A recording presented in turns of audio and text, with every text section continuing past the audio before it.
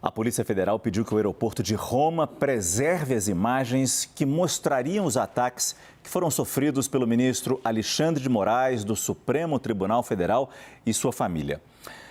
O casal suspeito de agredir o ministro será ouvido pela Polícia Federal nesta terça-feira em Piracicaba, no interior de São Paulo. Em nota, Roberto Mantovani Filho e Andréia Mantovani já disseram que houve um mal-entendido. Já o outro suspeito, Alex Zanata, prestou depoimento e negou as agressões. A repórter Marina Demore tem os detalhes ao vivo, direto de Brasília. Marina, boa noite. Oi, Márcio. Boa noite para você também. Boa noite para todo mundo que está acompanhando a gente. Olha, o depoimento de Roberto e Andréia Mantovani ficou marcado, então, para as 9 horas da manhã de amanhã. Os dois já negaram as acusações, disseram que tudo não passou de um mal-entendido e agora, então, devem prestar esses esclarecimentos à Polícia Federal. Depoimento que deve ocorrer, então, na sede da PF em Piracicaba, no interior de São Paulo, mesmo local onde foi ouvido o terceiro suspeito, identificado como Alex Zanata, que no último domingo negou à Polícia Federal a participação nas agressões. Ele disse, inclusive, que só se aproximou do ministro Alexandre de Moraes para tentar justamente acalmar os ânimos ali dos envolvidos. O advogado que representa os 3 suspeitos enviou uma nota dizendo também que houve um equívoco na interpretação dos fatos e que Moraes teria sido hostilizado por um outro grupo de pessoas que ainda não foram identificadas. Lembrando que o caso ocorreu na última sexta-feira. Alexandre de Moraes estava com a família no aeroporto de Roma, na Itália, e teria sido, então, hostilizado por esse grupo de brasileiros. O filho dele teria sido, inclusive, fisicamente agredido. Agora, a Polícia Federal está aguardando o envio de imagens do circuito de segurança do aeroporto de Roma. Esse pedido pelas imagens já foi feito pela Polícia Federal e existe uma expectativa de que elas sejam enviadas até o final dessa semana. O governo brasileiro também pretende pedir um auxílio para a polícia italiana nessas investigações. Isso deve ocorrer através de um acordo de cooperação internacional que ainda não foi firmado oficialmente, mas há expectativa, então, por essa colaboração.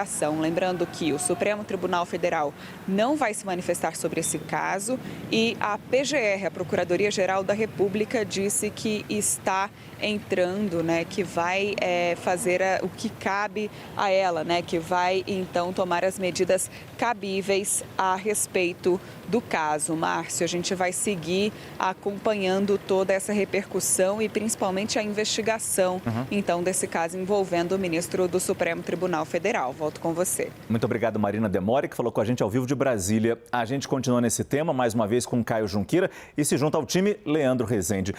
Caio, você tem informação de que a defesa dos empresários suspeitos de agredirem o ministro Alexandre de Moraes lá no Aeroporto Internacional de Roma, a defesa deles teve acesso à representação feita pelo ministro do Supremo?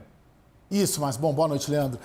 Vamos lá, Márcio, o que acontece? Eu conversei com o Dr. Ralph Tortman, havia essa expectativa, eles vinham ali um pouco incomodados com a demora em ter acesso à representação, ao relato do ministro Alexandre de Moraes, que deu abertura ali, deu início, ensejou a abertura de uma investigação policial sobre esse episódio. E agora, aqui no fim da tarde, começo da noite dessa segunda-feira, o próprio Dr. Ralph Tortman, um advogado aqui de Campinas, no interior de São Paulo, me disse que conseguiram obter acesso à investigação e ao relato inicial do ministro Alexandre de Moraes e na visão do Dr. Ralph Tortman, que é o advogado dos 4 acusados ali de envolvimento nesse episódio, ele considera que o relato do ministro Alexandre, de certa maneira, reforça o que ele considera, o advogado, um equívoco ali ou um mal-entendido, Tem alguma questão ali sobre o local, sobre a visualização do ministro Alexandre em relação ao episódio em si. Bom, amanhã de manhã ela já colocou ali, tem outros 3 depoimentos ocorrem aqui também perto de São Paulo, em Piracicaba, e aí esse caso continua a evoluir, mas a grande expectativa também também é sobre as imagens do aeroporto, que o Leandro vai falar sobre isso agora, Márcio. Mas rapidamente, Caio, sobre a tal da agressão que teria sido feita física ao filho de Alexandre de Moraes, o advogado falou alguma coisa? O que ele reitera, Márcio, é que os clientes não participaram de nenhuma agressão. É isso que ele coloca, né? Agora, a gente precisa, acho que as imagens ali do aeroporto que serão ali as provas cabais do que de fato aconteceu. Exatamente, por isso que é tão importante ter o Leandro Rezende aqui. Leandro, boa noite. Sobre essa questão das imagens do aeroporto de Roma, foi o analista Gustavo Uribe, inclusive, que trouxe inicialmente a informação de que a Polícia Federal pediu a preservação das imagens da agressão, exatamente para ficar mais claro se havia gente ao redor, além dos 3 suspeitos, se a versão que eles trazem de uma confusão interpretativa vai se sustentar ou não com essas imagens, né, Leandro? Boa noite. Pois é, Márcio, boa noite para você, para o Caio, para todo mundo que está com a gente aqui no Prime Time.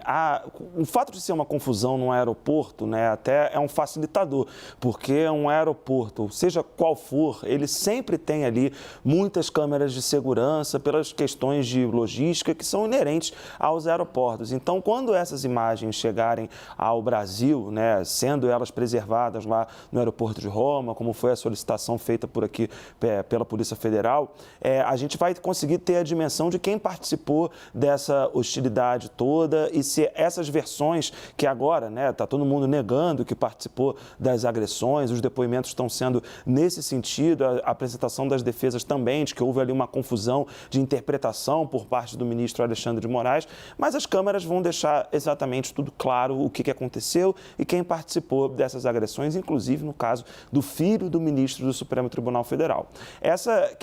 O que aconteceu lá em Roma, né, se insere num contexto mais de fundo. Hoje eu conversei com o Felipe Borba, que é cientista político e professor da Unirio. Ele mantém um monitoramento sobre os casos de violência política no Brasil. São casos que ele monitora que notadamente envolvem prefeitos, deputados, políticos de forma geral. Violências contra ministros do Supremo Tribunal Federal não são contabilizados, mas tem um dado ali, o último boletim que a Unirio conseguiu produzir sobre esse tema no primeiro trimestre de 2023 e mostra como mesmo depois da eleição, né, que a gente viveu uma eleição super turbulenta em 2022, esse clima de violência política ele não se decantou no país. E o que a gente viu acontecer foi fora do país, mas notadamente é impulsionado pelo contexto que a gente vive ainda aqui no Brasil. Vou trazer esse dado aqui para a gente ter essa dimensão.